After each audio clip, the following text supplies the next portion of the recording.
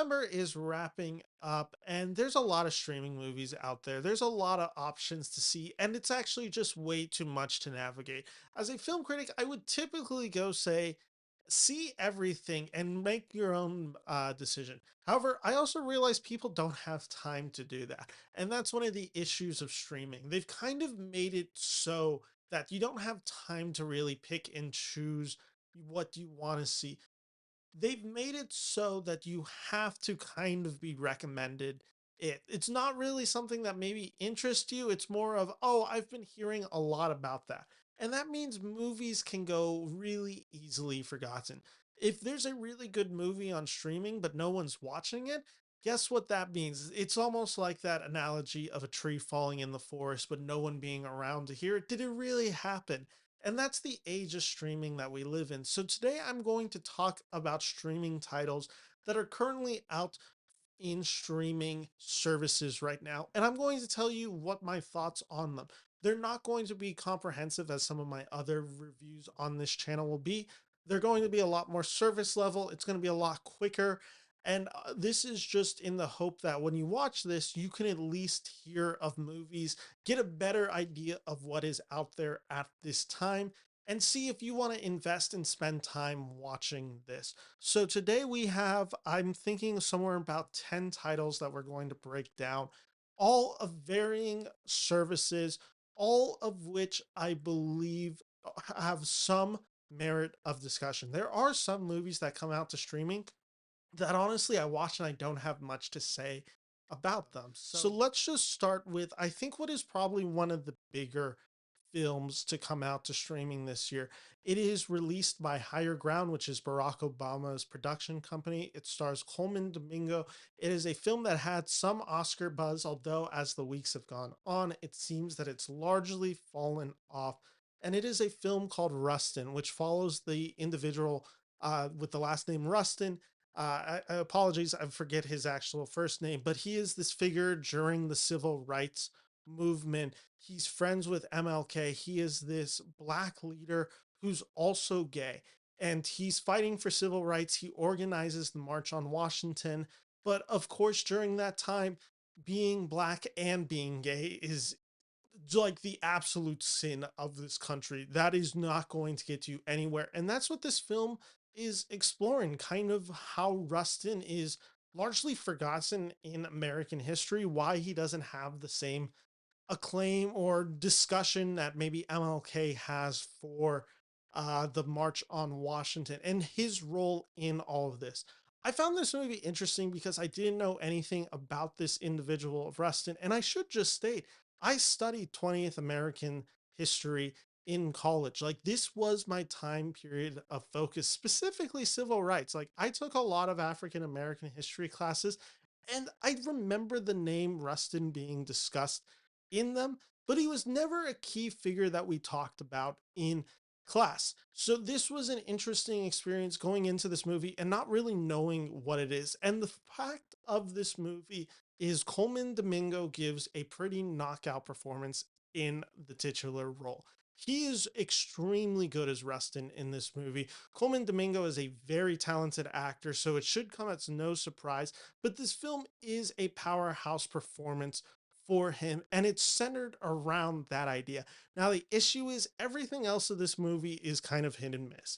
There are aspects of this movie that I can recommend. The relationship between Rustin and MLK is fascinating to watch, to see as their friendship evolves. Obviously, MLK being of a South Baptist minister at the time, being someone who has kind of the authority of a church behind him and speaking as a Christian leader fighting against the civil rights, and obviously the confusion of church and LGBTQ rights as they don't see eye to eye.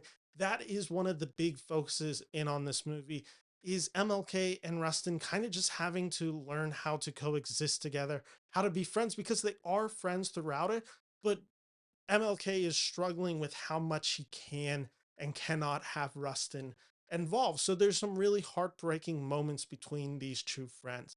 There are other aspects of Rustin that I think don't work as well, specifically Rustin in his relationship to other black groups. The NAACP is in this movie, and it's all these groups that are in this movie that march on Washington in 1963, I believe is the year. And you feel the relationship between MLK and Rustin. The other ones are kind of dispository in this movie in the sense that, like, they're there. And I realize I should have said the word disposable in this movie. I don't even know if dispository is a word, but here we are, and I'm not going to edit that. We are in this movie and we see just like all these other characters and figures, and we don't really pay much attention to them. And thus, it makes the film feel a bit surface level. So, this is a film that works because Coleman Domingo is so good, but everything around it is just a bit too average to really say you need to go out and see this film with any real urgency. See this film because of Coleman Domingo. Everything else about this film is fine to very forgettable. I should just mention Chris Rock is also in this movie, and he's not very good in this movie. It's actually a pretty distractingly bad performance from Chris Rock. So check out Rustin for Coleman Domingo. I can't really say there's any other reason to check out this movie. If you're interested in the awards race and the Oscars, then I certainly think there's a lot to enjoy about it. If you really don't care, there's films with similar topics and similar documentaries that just do this story far more justice than Rustin achieves. I'm giving Rustin 2 out of 5 stars. And now let's jump over to my next film, which is one that I actually saw a little bit before November, but I never got the chance to talk about it, and thus I want to talk about it today. And it is a film released by Happy Madison's production company. It came out this year, and it's called You Are So Not Invited to My Bat Mitzvah. This is a story that stars Adam Sandler's children and his basically his entire family, because his wife's in this movie as well. And Adam Sandler is the dad in this movie. And basically, it's this girl about to have her bar mitzvah. She has this relationship with her friend. They're best friends since childbirth. Their families are close, etc., etc. It comes to bar mitzvah time. Something happens between the two friends, and it leads to the statement being said, "You are not invited to my bar mitzvah." And it's kind of this coming of age story, kind of this Adam Sandler comedy. And I found this movie very effective. I really liked You Are So Not Invited to My Bat Mitzvah. And let me just sing its praises for a few seconds. The reason I think this movie works so well is it is a coming of age story mixed with some really good comedy in it. It reminded me so much of a modern day retelling of Are You There, God? It's Me, Margaret. It had that same Judy Bloom energy, but mixed with the current generation. I found the relationships all to be very sweet and real in this movie. I think there's a lot of heartfelt comedy. I really think this movie's heart is in the right place. Adam Sandler and Idine Menzel portray the parents of the main girl in this film. Adam Sandler's knocking it out of the park in this film. He's a really just sweet dad in this movie. He's able to kind of do the Adam Sandler character, but give it a lot and a lot of heart. He takes the supporting role in this film for his daughters, and it's all the better because of that, because when Adam Sandler comes in, this movie is extremely funny. Adina Menzel does a lot of the also just heartfelt emotion of this movie as she can relate to the daughters going through their struggles, and specifically this younger daughter as she makes the transition from girlhood to womanhood in Jewish tradition. I really, like I said, was pretty impressed by this movie. And it's very standard in the sense that in describing this movie, you probably already know from point A to point B to point C. But overall, it does that really well. It's extremely funny. It's extremely emotional. I found myself tearing up throughout. There is a lot to like here. And this is a huge recommendation. This might even be my biggest recommendation of the day. Go see You Are So Not Invited to My Bat Mitzvah. On a scale of 4 stars, I am actually going to give this film, I'm comfortable giving it a 3.5. I really think for what this film is trying to achieve, it does it so well. So 3.5 out of 4 stars for You Are So Not Invited to My Bat Mitzvah. I also just want to state real quick that Rustin and You Are So Not Invited to My Bat Mitzvah are all available to stream on Netflix. And as I record this video, I'll try to make sure that I'm saying which site each one is available for. So let's jump over to another Netflix title. This came back out in June of 2023. I actually just saw it on Netflix recently. It is a sex comedy starring Jennifer Lawrence, and it is called No Hard Feelings. In No Hard Feelings, Jennifer Lawrence plays this 30-year-old woman down on her luck, trying to keep her house open during a, recession, during all the struggles of being a young adult right now. And she's not getting anywhere, and she realizes she's not going to be able to make ends meet until one day she sees an ad on Craigslist that says that this family is looking for someone to basically date their 18-year-old son. And thus she agrees to this, and it's to give the son experience before he goes off to college. It's a pretty traditional sex comedy story, and Jennifer Lawrence nails the vibe of this movie. I thought she was tremendous in this role.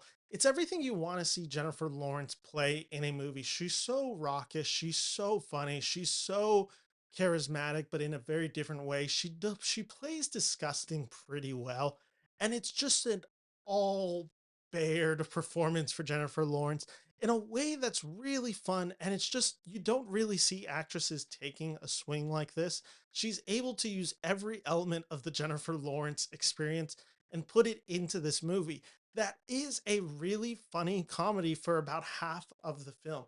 This movie is about 100 minutes long, and for, I would say, the first hour, the comedy is really good. As the film goes on, it far more reaches into a romantic setting. And that is not necessarily where the film lost me, but I think it just loses some energy as it shifts. It's such a tonal departure at times where you really start feeling more about these characters, their struggles, and it doesn't keep the momentum going. With that all said, it's pretty funny. I had some really good laughs. There's about 3 to 5 laughs in this movie that are just pretty much all timers for this year. There's one, and it's been very well talked about, but there's this one fight scene on a beach involving Jennifer Lawrence. It is pretty audaciously loud. It is pretty raunchy, and it's very funny, and it pays off in big amount in this movie. And that's how a lot of the scenes, it takes its big swings, a lot of the comedy hits, and it's an enjoyable experience to watch. This is very much a throwback to the late 90s, early 2000s sex comedies, akin to American Pie, Road Trip, and there's a lot of fun to be had. I wouldn't say this film is anything extremely special, but as a 100 minutes film, this is a very adequate, very good representation of a genre that we don't see much of anymore. So I can recommend No Hard Feelings on Netflix streaming now. So let's see, that's already been three. Do I have any more Netflix titles? I'm just crossing them out here. Yeah, I have a few more. So let's do another comedy on Netflix. It is directed by Bill Burr. Bill Burr is one of my favorite comedians. I think his comedy is extremely funny. I think he's a really good actor, and I believe it exists in the same realm that No Hard Feelings does, where No Hard Feelings is akin to a raunchy sex comedy of the 90s, 2000s. This film, directed by Old Dad, is akin to some of the more politically incorrect comedies that we saw of that same era, whether that's more of throwback to I'm blanking on the director who does Joker right now, and he did The Hangover, Todd Phillips, whether it's more that. This film is Old Dads. That is the title of this film. It is starring Bill Burr. He also directed and I believe wrote this film. And it follows dads who are just, older. They're dads who haven't adjusted with the times. Thus, they take their kids, they love their kids, they have good relationships with their family, but they're not politically correct. And it's this story of dads adjusting or not adjusting to the modern day 2023 setting and the political correctness, if you will, of this movie. And that's the premise. And I like Bill Burr. His comedy's really been relying on some of this a lot recently. And I think Bill Burr is extremely talented. And I think he's able to do I hate using this word, but the anti woke, anti PC comedy of this. I think he does this better than most comedians, even if this isn't necessarily my favorite style of comedy. he's really leaned heavily into it, and I think he makes it work, but I just wish he didn't focus as much on it, as I do find this style of punchlines kind of derivative at a point. But I think what works so well with Bill Burr's comedy, and also what works about Old Dads with this style of comedy, is Bill Burr always understands that he is essentially the asshole in these movies, and that's what he is able to do in this movie, Old Dads. Old Dads is a movie that is making fun of the current state as it exists, making fun of political correctness, but it also understands that he is very wrong in a lot of these scenes, and that his anger, his unwillingness to adjust is more of a sign of his faults than that of the times. And that's when this movie works, when it is an exploration of the yin and the yang and how they coexist and how they learn to love each other. That is when the movie is at its funniest. That is also when the film is at its sweetest. When it is just the politically incorrect comedy, some of it works really well. Sorry. Some of it works really well. Some of it works to lesser effects. There's some punchlines that are in here that are really funny involving that premise. And there's some where I'm like, I've seen this joke done hundreds of times. There's one in particular with a white character singing a hip hop song that involves the N word that I'm like, this is the exact same premise that was seen in a movie that released on Netflix earlier this year, You People. So that was where I'm like, okay, I've seen this joke and I don't think this joke is anything incredible. And there's a few of those instances throughout. I will say Bill Burr is extremely good in this movie. I think he does deliver a lot of the what this character needs to be, which is he's rough around the edges, but he's also a big softy. And when the film kind of asks him to get into the reconciliation of it, to understand his faults, to understand his failures, it doesn't place the blame on society. He places the blame on himself, and it makes the story endearing. I wouldn't call Old Dads anything particularly special. I like Bill Burr. I like his sense of comedy. Thus, I enjoyed this film for the most part, even if it's a little uneven. It goes on a little too long. The jokes don't always hit as well as I wished. But ultimately, I can say that this is I wouldn't call it a recommendation, but it's a soft recommend. If you like Bill Burr like I do, you'll probably have fun with this movie. Thus, I can confidently say that I'd give this movie a 2.5 out of 4 stars. If you're not a fan of Bill Burr and you're just looking at it more on the endearing nature, the jokes of it, it's kind of falls flat in a lot of it. So I would say 2 stars for that. So I'll still be generous and give it 2.5 stars, but it does really depend on your liking of Bill Burr for this movie. So that's that review. And I have two more Netflix reviews to get out of the way, so let's just do them real quick. So my next Netflix review is a documentary entitled Sly, which is a documentary about the figure Sly Stallone.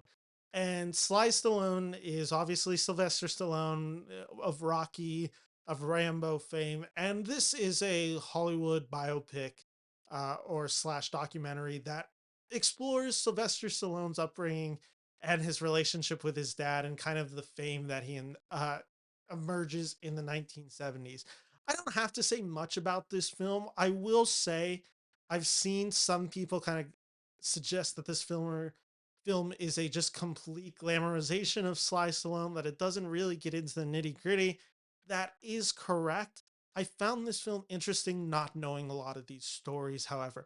I didn't know Stallone's relationship with his father. I didn't fully even know how that relationship affected him and his brother. And thus, there are some family aspects, and then learning how they then go over into the Rocky series that I did find fascinating as oh, that's cool if you're a fan of the Rocky series or you're just a fan of this actor. So there are moments like that. When we are really focusing in on this transition from zero to hero, like he does in Rocky, and then a little bit even with the Rambo series, that's where I liked it. The last 30 minutes to 40 minutes of this film is just like the fall in the 90s, making Copland and Copland not being successful, reclaiming it with Rocky Balboa, going back to these characters, the basically everything past Rocky 2 with this documentary is not particularly interesting in any way, should form. Thus, it's not a great biopic slash documentary in any way. It's not a bad one. I found it interesting. I like Stallone. They get some really good interviews in there from Arnold Schwarzenegger and Quentin Tarantino, who are talking a lot about Stallone's film career. There is stuff in here to recommend and stuff that I did learn. It is also mixed with just kind of the glamorizing of this celebrity figure and worshiping at his heels. That wasn't as much my style. So again, when it focuses in on the personal, when it takes its time with the Rocky series, that's when I was most invested. Everything else, can't say I was hugely into it. 2.5 out of 4 stars generously. And I, like I said, there's stuff to recommend in here. I just don't know if it's going to be. And if you've read anything or know anything about the Stallone story, you might already know these antidotes, which makes it even less interesting. So, not knowing them, I can say 2.5 out of 4 stars in the fact that I found it enjoyable enough, but definitely never worth a revisit for me. So that's my review on Sly. And then we'll actually skip this other one. I was going to do a review of Reptile. Here's my review of it if you really care. Not a particularly good movie, a little bit way too convoluted. I said a little bit way too, which is just, a paradox of each other. It is way too convoluted for its own good. Justin Timberlake is not a convincing actor. Uh, we have Benicio del Toro doing some great work in here. Watch this film for Benicio del Toro, but at 2 hours and 15 minutes, this is a David Fincher film done pretty poorly, but Benicio del Toro is good. I'd watch the other David Fincher film, The Killer, on Netflix before I'd watch Reptile, but not much to recommend there. That's my review of Reptile, so we'll just skip that one, really. And the reason I wanted to skip it is because I wanted to go into, let's move over to Apple TV and let's talk about this film, which I have some props for. I am really excited to talk about this film, as it is a basketball documentary released by Apple TV. Maybe that's already tipped my hand too much, but it is about one of the greatest point guards in the history of the NBA. It is called Steph Curry Underrated, which, if you're watching this video right now, you're probably and fairly like, Ben, you're a Sacramento Kings fan, clearly by your background. You got your Mike Bibby 3 foot bobblehead signed by Mike Bibby behind you. You hate Steph Curry, right? How are you going to review a film about Steph Curry called Underrated and do it seriously and actually be able to objectively review this film? The answer is I'm not. I am not going to be able to review this film objectively. I may be able to point to moments of criticism that I find genuine, that I believe that any film reviewer would be able to point to, but there is also going to be a lot of hater central from me. So I'm not really reviewing this film as a critic here. I am reviewing this film as, let's just call it, a professional hater. So I have my Sacramento Kings hat. And for certain parts of this review, I will be wearing this, noting that I am a hater professionally in this section. So let's start with Steph Curry Underrated. And I'm going to be wearing the hat right away because Steph Curry Underrated is a terrible documentary. This is dreadfully bad. I cannot believe how bad Steph Curry Underrated is as a film and what it is trying to achieve. Steph Curry Underrated really looks at his time as a college basketball player. It doesn't really focus much on the NBA. It is juxtaposed to these scenes, which I believe would be the 2021 2022 season, which is when they win their championship. This is the squad with Andrew Wiggins, Jordan Poole, all of it kind of before it all goes south with the Draymond punch. Their their last championship, that I should say, that they've won, and that's where we follow some of it. So this film is largely more about Steph Curry as a college basketball player. And my issue with this documentary, besides the fact that it's just not good, but here's why it's not good. Maybe let's just start there. The reason this documentary is not good, and it's in the title of this film already, it presents Steph Curry as underrated, which means that there's this chip on his shoulder. Everyone's been telling him he's the worst, like he'll never amount to a career in the NBA, all this. And it's just this kind of like, they've won 4 championships, the Warriors have. Steph Curry's won a finals MVP. He's a 2 time back to back regular season MVP. The Warriors went 72-9 one year in the before they lost to LeBron in the finals. I just had to throw that one out there. Uh, th- it's this it's this notion that Steph Curry's in any degree underrated, and presenting that story as such, where it's like he's got this chip on his shoulder and he's got to prove himself and F all the haters. That's kind of the tone of this movie. And it's really obnoxious. It's like really overbearing when they just have to keep reminding you that Steph Curry and the Warriors are always undervalued. They're always underrated. Like no one takes them seriously.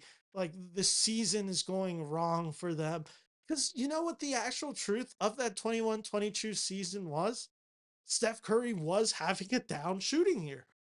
That Warriors team wasn't up to standards in the regular season.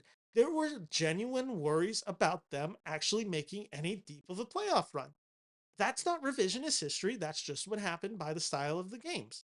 Steph Curry was getting older. Draymond Green was getting older. Klay Thompson was getting older and was coming back from a 2 year injury. That was the reality of it. So, thus presenting this post your playoff championship win is bizarre to me, and as the narrative focus of it. Take Michael Jordan's The Last Dance. The Last Dance is never exploring or in doubt of what happens with this season.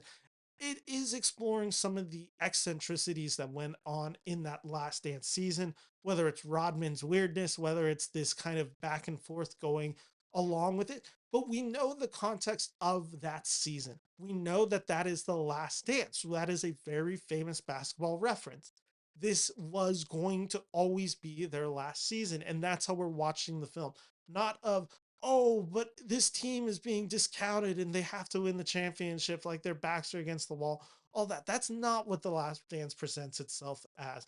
It is merely a snapshot into what was going on, what was the pressure of that season, and everything and all the weird factors that went into that, and how Michael Jordan and that Bulls team was able to overcome.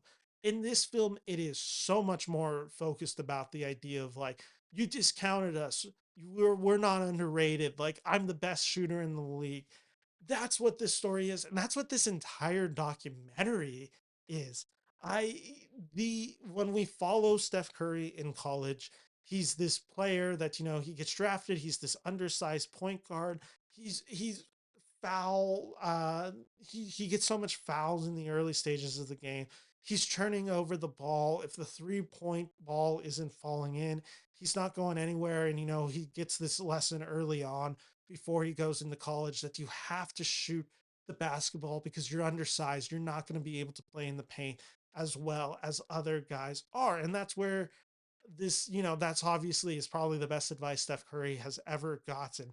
And there are aspects of this, to be an unhater for a second, there are aspects of this Steph Curry documentary that are compelling. There is this having to navigate being an undersized point guard, having to live in the shadow of Bill Curry, his father, who was also a well respected NBA player. There's all these aspects that could have made for an interesting documentary. But then we get to his years in college, and it's again, a lot of it is portrayed as like what we already know. And that was my issue with this documentary. It's a lot of stuff that we already knew about Steph Curry, like having to develop as a shooter, what it's like these, and it's supposed to be like explained as like this incredible rise of this college, from this college that has no one watching, to then Steph Curry's on this team. They become a superstar because of that. Like he becomes one of the most exciting players to watch in basketball. And I will say there are some really compelling basketball scenes in this movie. I am a Warriors hater. I have been traumatized by Steph Curry multiple times, especially what he's done to the Kings the past year, which I never need to watch that ever again. I never need to watch him play basketball against the Kings ever again. But like, I can't deny the man his talent and how just good he is at understanding the game of basketball, and his skills and his work ethic. when this movie explores that, it works.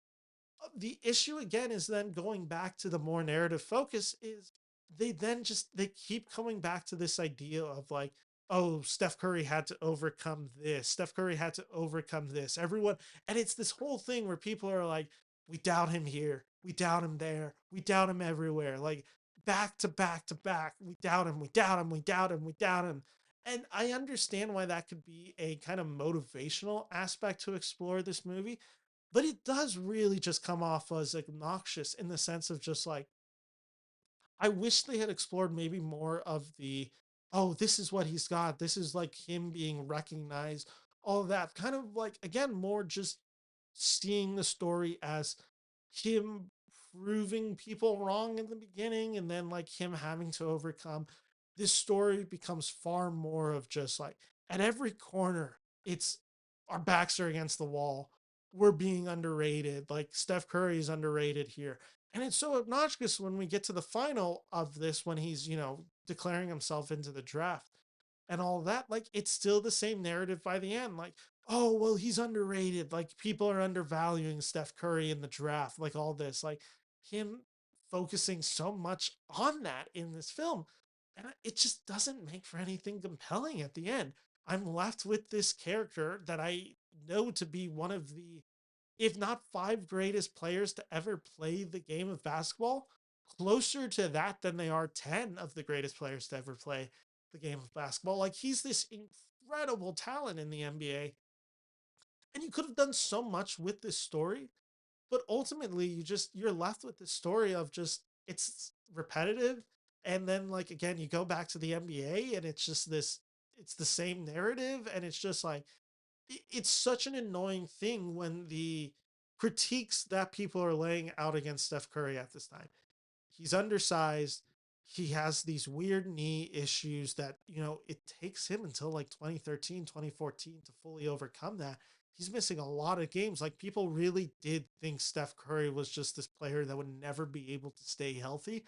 I wish we explored more of that, how he had to overcome that, how he had to, how he had to train himself to deal with all of those issues, what he learned from coaching that could apply for all of that in the NBA. But no, instead, it's just more of just like, well, you counted me out, but I'm really the best. You counted me out, but I'm really talented, et cetera, et cetera. Repeat, repeat. And then let's go back to Hater Corner for a second, just real quickly. In this documentary, that you then again get this other juxtaposition where Steph Curry, he only spends, I think, 3 years in college and he goes into the NBA draft. So he never gets his actual diploma until later on in like 21, 22. And then like, so we're juxtaposed to him writing like his college thesis about like, him, like what he is choosing to focus his studies in. And it's this really funny beat of the movie where he's just like, and it's so random in this movie where he's just writing about women in sports and like the impact of like sports media and female journalism and like female, I think it's actually more focused on female athletes and all of that. And it's like it's supposed to be this moment where it's just like, oh, look how good Steph Curry is and he cares so much about females in sports. And it's never brought up again in the movie. It's literally kind of just in there to just be like, look, writing my essay, look how good I am, like look how great I am, I'm writing. And it kind of just, female in sports, all of that. And then it's just like, that's it, it's never brought up. So you're like, okay, did you just throw that in there so people would be like, look how great Steph Curry is, look how, like, well, look what he cares about, when it has no other narrative motivation in it. It feels so self-serving, and that's what I found this entire documentary to be. Of course, acknowledge that if this was a documentary about Chris Webber, if this was a documentary about De'Aaron Fox, I'd be all over this movie. I'd be so much more interested in it. That is what it is to be the life of a professional hater. I will give Steph Curry, underrated, as a non-hater, a 1 star out of 4 star review. This is a pretty bad basketball documentary. You've seen way better. Check out way others ones. There's the one on Malice in the Palace, which is more interesting. The Redeem Team one on Netflix, which isn't great, but it's better than this. And just watch The Last Dance again. Really, honestly, that would be a better uh, spending of your time. As a professional Kings hater here, as someone who hates the Warriors, I'm giving this half a star. And that's my review of Steph Curry. Underrated. So let's move on. Let's move on from haters corner here. Uh um, Here's the issue. I guess let's just do it. Let's end this video on this review. And I'm not like I I'm going to segment this one out because I obviously realize clickbait is a big thing. Uh I this movie I don't have a lot to say about, and yet it's been the topic of so much discussion. It came out this summer. It was this huge box office success. It then like sparked about 1,000 think pieces on every side of the political landscape. Somehow this became an issue of the culture wars. And I understand why. Some of the aspects around this movie are not savory. Some of the characters involved with this movie, sorry, are very unsavory. There's and then watching this movie, you're just like, I don't fully let's just get into this. The movie that I'm reviewing today came out in July, ended up grossing like 170 domestically. And that's also an interesting conversation of how much did it actually gross because of this pay it forward plan that the studio had set up. Angel Studio being the studio that they had set up, the empty theater claims, Jim Caviezel, QAnon, right wing conspiracy theories, child sex trafficking, Pizzagate. We're talking about Sound of Freedom, which is a movie that I saw. This isn't out to streaming that I'm aware of. This is a movie that is available on VOD, so I figured it was a good enough place to put it in this video. Sound of Freedom follows this lawman who is working for an agency that's, I don't think it's CIA, but it's something along this line of like this government agency that is tasked with bringing home and capturing people who are sex trafficking children. And thus, that is his job. He gets disillusioned by the rate of success that they're having, how much it doesn't feel like they're focusing on sex trafficking or actually caring about it, and how it's like, how he doesn't feel like he is doing any good. This character is played by QAnon Nut himself, Jim Caviezel, Jesus Christ himself as well, from The Passion of the Christ. Jim Caviezel plays our main character in Sound of Freedom. And it's this moment in the film where Jim Caviezel decides that he must go out and essentially wage war with sex traffickers in, I want to say it's South America, somewhere around there. There's been a lot of discussion with Sound of Freedom, and I almost don't know where to start on it. Let me just give some of my political feelings about this movie. I am obviously of no support of QAnon. I am, if anyone's watched this channel, know that my politics typically lean pretty hard left, and thus anything. Whenever I hear a quote from Jim Caviezel, whenever I see him doing his QAnon rallies, I think he's a dummy. He has his right to do it, but again, I think some of the theories and QAnon beliefs that they're spouting are just absolute garbage, and they're extremely dangerous to society. With that all said, Sound of Freedom is not really a movie about QAnon. I think some of its naysayers will tell you that this is a movie about QAnon, and I can understand why that is, especially with the whole Jim Caviezel aspect of this movie and how closely linked QAnon is with this idea of sex trafficking, and just like the Democrats are sex traffickers, blah, blah, blah, all of that fun stuff that I'm not going to really get into. So I understand why the naysayers would not be really into this movie.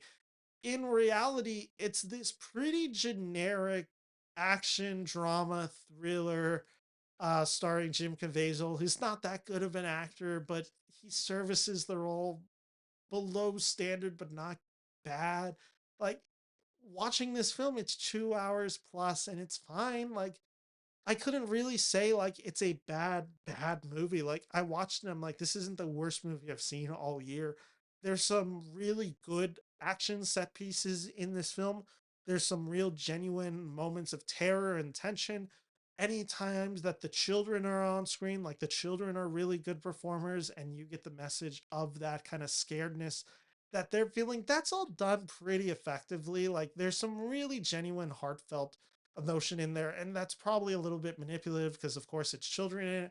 But that is the story that the filmmakers and writers chose to tell. Thus, I don't think that's a discredit to the movie. I think that is just proof that they understood their audience, and also that they knew what would hit at the soft spot of audiences watching this. Really, what I'm trying to say with Sound of Freedom is it's this movie that is so talked about. And we're talking about a movie that probably varies from a 2 star, 2.5. Maybe if you're really, really generous and like are okay with this movie, maybe a 3 star movie. But if you're not like blue pilled, red pilled to be any state, like you're not really, I can't see anyone really watching this film and being like, this is the best version of this story. Thus, it's a 5 out of 5 star movie. And I can't also see then a lot of people being like, this is the worst film. Like, this is a 1 star out of 5 star. I think most people like me who watch it are just like, this is okay in some scenes. It's kind of forgettable. There's some good performances, all of that. Like, I didn't really care about watching Sound of Freedom in any way.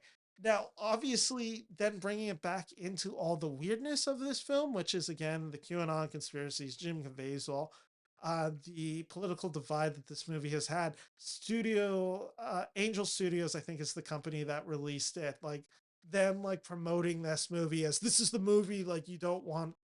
Audiences and critics don't want you to see. This is the movie that's been blacklisted by Hollywood, all of that because it gets dropped by Disney. It's a little bit more complicated than that. The context of it is this is a movie that dropped because this was originally going to be released by 20th Century Fox. Fox obviously gets bought out by Disney. Thus, this movie and a lot of movies kind of just get, sold around where it's just like, well, we're not going to release this because it doesn't really fit with our brand or what we want to do.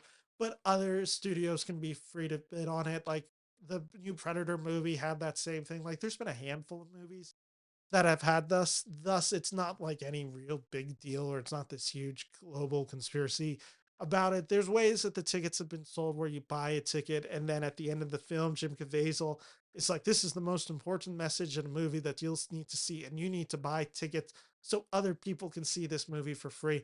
There's a lot of real sleaziness with it. Some of the producers have very problematic history. I'm not denying any of that. It's just on if you're actually watching the film, it's not particularly good, and it's also not the worst film I saw this year. Like it's a pretty average 2 out of 4 star film. There's stuff that works in here, there's stuff that doesn't work, and everything else just kind of feels like the culture war is kind of taking a grab. And again, I totally understand why some of my fellow peers hate this movie and why they would be against seeing this movie.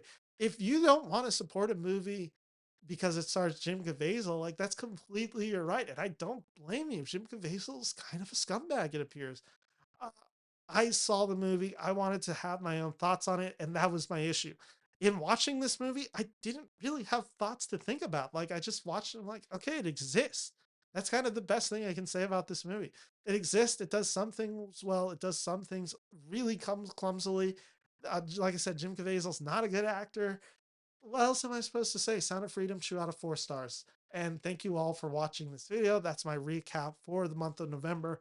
I'll have more reviews coming out your way. Thank you all so much for watching. Take care and bye bye.